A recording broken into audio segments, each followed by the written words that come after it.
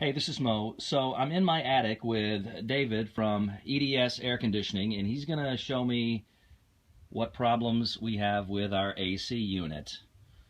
So David, Okay. what's the deal here?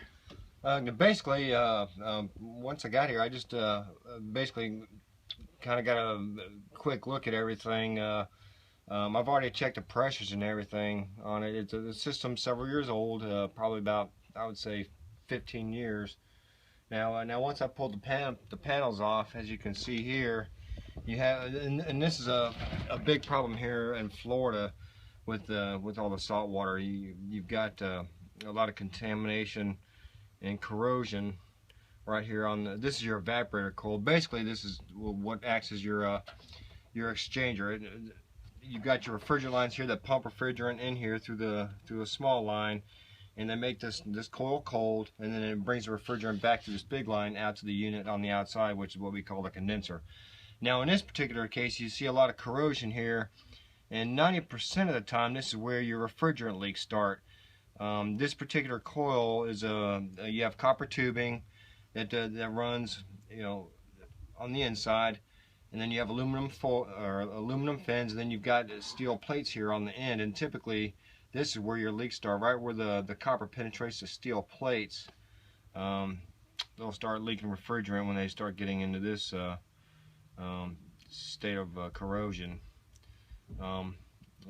Essentially, this is an air handler. You have your blower assembly over here. This is what blows air.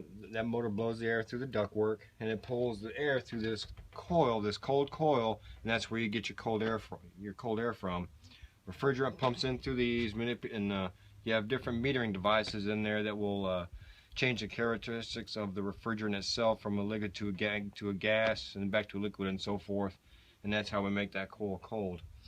Now over here you have all your electronics. This is a strip heater relay right here, and that runs your electric heat for those 2 days that we need it here in the winter in Florida. But down here, if you look down here, this is the pan, and you can see that pan is just about backed up, and there's a lot of algae and gunk. Stick my finger in there. You can kind of see, all that gunk. Kind of looks like a slime. That is nasty. But anyhow, that's what causes your drain issues. You have your condensate drain, which is supposed to drain the condensate off of this coil that is produced in the cooling mode, and it runs down here through the condensate line and then out the house. And of course, when you get all that sludge in there, it will get into your drain line and cause the drain line to back up, and then you got water that will eventually flow on the inside of the unit and cause corrosion like you have down there.